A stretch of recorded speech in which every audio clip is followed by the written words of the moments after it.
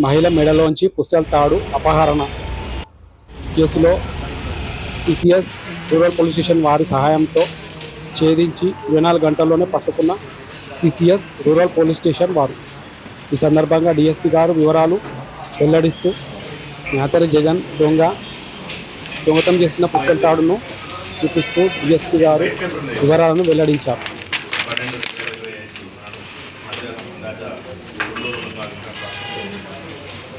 మామిడిపల్లి గ్రామస్తుల వారు ఆ గ్రామస్తుల ఒక 30 సంవత్సరాల యువతి వారికి సంబంధించినటువంటి బర్రెలు మేపుకుంటూ చేసి వాళ్ళ ఊరు బయట రోడ్డు దగ్గరలో వర్షం వస్తుంటే ఒక పుస్తకం వేసేసి ఆమెపై దాడి చేసి ఆమె మెడలో ఉన్న పుస్తకం చేయడం దాచుకోవడానికి ప్రయత్నం చేయగా ఆమె దాన్ని అడ్డుకోవడానికి ప్రయత్నించగా అటు వ్యక్తి వచ్చిన నేరస్తులు ఆమెపై కసితో దాడి చేసి కడుపు మెడపై గాయం చేసి అవి పుస్తకాలు పుచ్చుకొని పారిపోవడం జరిగింది.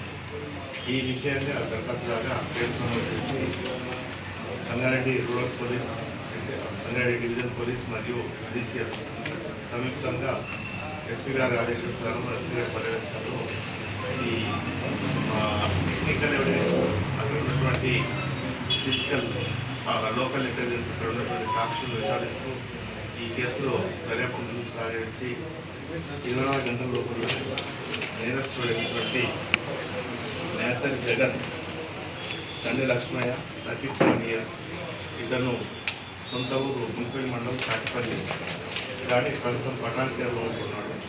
ర్యాపిడో డ్రైవర్గా పనిచేసుకుంటూ బతుకుతున్నాడు. అతన్ని పట్టుకోవడం జరిగింది.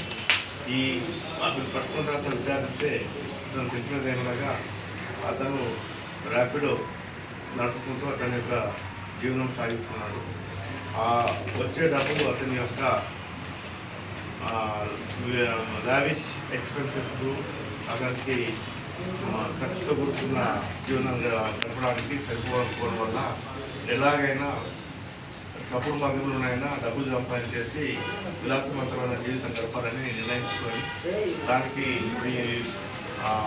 బంగారం రేటు కూడా బాగా ఉండడం వల్ల స్నాచింగ్ చేస్తే డైరెక్ట్ బంగారం దొరుకుతుంది. బంగారం అమ్ముకోవడం కూడా ఈజీ కాబట్టి పైసలు ఎక్కువ దొరుకుతాను ప్లాన్ చేసుకొని ఒక పథకం వేసుకొని ఈ రకంగా ఒంటరిగా ఉన్న మహిళలను టార్గెట్ చేయాలన్న ఉద్దేశంతో ఆ రోజు పటాన్చేరుకు రావడం జరిగింది. వచ్చేసి ఎక్కడికి వాచ్ చేసుకుంటుంటే ఆ సమయంలో ఈ ఒంటరిగా ఉన్న మహిళ అక్కడికి కనిపించడం జరిగింది.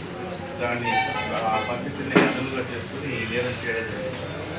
ఇప్పుడు దానికి కూడా అబ్బాయి రావణ కేసు మరియు హత్యాయత్న కేసు నమోదు చేసేసి ఇతనిపై నిరసనపై టెక్నికల్ తీసుకొని శిక్ష పడేలాగా టెక్నికల్ ఎవిడెన్స్ మరియు మిగతా ఎవిడెన్స్ సేకరించి కేసును బలంగా నిర్మించి అతనికి శిక్ష పడేలాగా చర్యలు తీసుకోవడం జరుగుతుంది. ఏం కేసులు లేవు, అటువంటి విచారిస్తున్నాం. ఇంకా ప్రస్తుతానికి అయితే ఇప్పటివరకు తెలియదు. మరియు అంటే అది వాళ్ళం ఇంతకే కాకుండా మళ్ళీ కస్టడీ కూడా తీసుకొని పూర్తి విచారణ కూడా చేసుకొని కొంచెం జరుగుతుంది.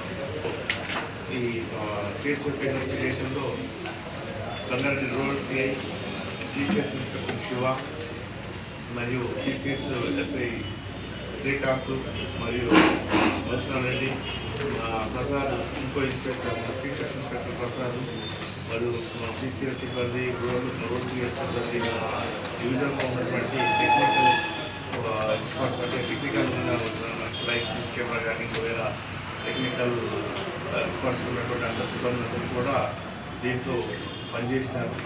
ఇప్పుడు ఎస్పీ గారు దీంట్లో క్లియర్గా టైం టు టైం ఎస్పీ గారు పర్యవేక్షణలో ఎస్పీ గారి దగ్గరికి వెళ్ళి మా సలహాలను ఆదేశాలు తీసుకుంటూ ఈ కేసును వితిన్ 24 hours ట్రాక్ చేయడం జరిగింది. వీరికి ఈ సందర్భంగా మా వాళ్ళు ఎట్లా ఇప్పుడు పోలీస్ స్టేషన్లో కానీ మా సిసిఎస్ సిబ్బందికి చిన్న రివార్డు కూడా ఇవ్వడం జరుగుతుంది. ఎందుకంటే పనిచేసిన వారికి కాబట్టి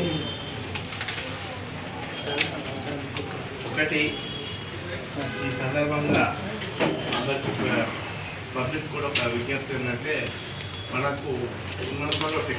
ఏంటంటే మనకు ముఖ్యంగా ఈ సీసీ కెమెరాలు కానీ అందరూ కూడా ఇళ్ళలో కూడా ఇంటికి కూడా పెట్టుకోవడానికి ప్రయత్నం చేస్తే సేఫ్టీగా ఉంటుంది. ఇప్పుడు నేరం జరిగినప్పుడు అది ఎట్లా జరిగింది దానికి బాధ్యతను పట్టుకొని మనము వారికి శిక్ష వాళ్ళగా చేస్తే మిగతా వాళ్ళ చుట్టుపక్కల వాళ్ళ దాంట్లో నమ్మకం జరిగి ఆ ఒక వాతావరణం తేలికైతుంది. అదే మనం పట్టుకోకపోతే అది జరగకపోతే అది ఏదో రకమైనటువంటి అనుమానాలు అపోహలు. కాబట్టి ఇలా సీసీ కెమెరాలు కింద అందరూ కూడా చేసుకుంటే ఎవరిది వ్యక్తిగతంగా మనము ఓన్గా చేసుకున్నాము దాని ప్రకారంగా చేసుకుంటే బాగుంటుంది. దీంట్లో కూడా చాలా ఈ టెక్నికల్ ఎవిడెన్సే ఈ కేసు ప్రోగతి సాధించడానికి ఈ కేసు చేయడానికి చాలా ఉపయోగపడుతుంది. గతంలో సంబంధించిన వాటికి కూడా ఇప్పుడు ప్రతి కేసు కూడా మా బాధ్యతనే. దాంట్లో కూడా కొన్ని చేయడం జరుగుతుంది. ఇప్పుడు కొన్నిట్లలో ఏముంటుందంటే మనకు లీడ్ వచ్చింది కాబట్టి కొన్నిట్లలో ఏముంటుందంటే ఇప్పుడు పోలీసులు ఎంత ప్లాన్ చేస్తే దానికి విరుగుడుగా నేరస్తులు కూడా వాళ్ళు కూడా కొన్ని వాళ్ళ టెక్నాలజీ వాళ్ళు కూడా చేస్తున్నారు. ఒక్కొక్క సందర్భంలో ఏమవుతుందంటే చిన్న లింక్ దిగిపోతే దాంతో మళ్ళీ ఆ లింక్ టచ్ చేయడం అనేది కొంచెం కష్టమవుతుంది.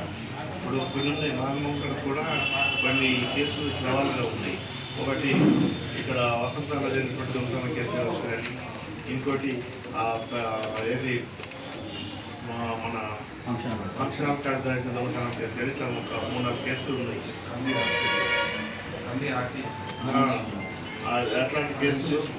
అట్లాంటి కేసులు మాకు ఉన్నాయి. వాటిలో కూడా కొన్ని క్లూస్ ఉన్నాయి. తొందరలోనే వాటిని కూడా డిటెక్ట్ చేసి మాట్లాడుతున్నాం. ఆగండి. ఈ వీడియో కనుక నచ్చినట్లయితే లైక్ చేయండి, షేర్ చేయండి, కామెంట్ చేయండి. ఆ కామెంట్ బాక్స్లోనే మీ ఊరి పేరు రాయండి. ఎందుకంటే ఈ వీడియో ఎక్కడ దాకా పోతుందా అని మాకు తెలుసుకోవాలని ఒక చిన్న కోరిక.